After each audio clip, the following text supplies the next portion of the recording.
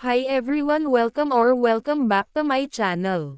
Talagang malulola kayo sa kinita ni Manny Pacquiao sa kanyang laban kay Mario Barrios. Sabay nating alamin ang totoong kita nito kahit na draw ang resulta ng kanilang labanan.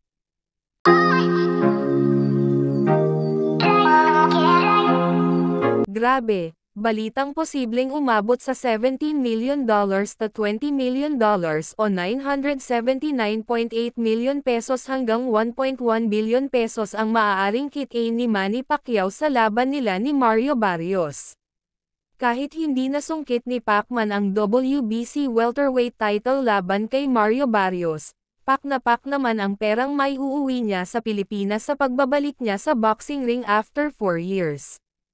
Ayon sa report, guaranteed na ang $5 million o 285.5 million pesos na kikitain ng dating senador sa laban niya kay Mario, pero ang mas magpapalaki pa rito ay ang magiging share niya sa pay-per-view revenue. Ayon sa ulat ng The Sportster, Pacquiao could capitalize on PPV to bring his total earnings to as high as $17 to $20 million. 979.8 million pesos to 1.1 billion pesos, aligning with patterns seen in high-end elite fights. Nabigo si Pacquiao sa kanyang laban kahapon, July 20, na tinaguri ang Fight of the Century, dahil tabla sila sa iskor na 114 hanggang 114, 114 hanggang 114 at 115 hanggang 113 majority draw na pumabor kay Barrios.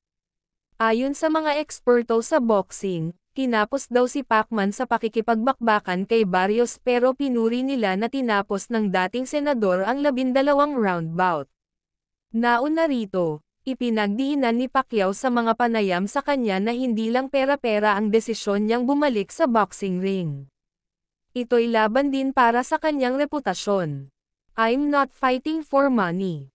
I'm here to preserve my reputation and to write another page in history, ani Pacman.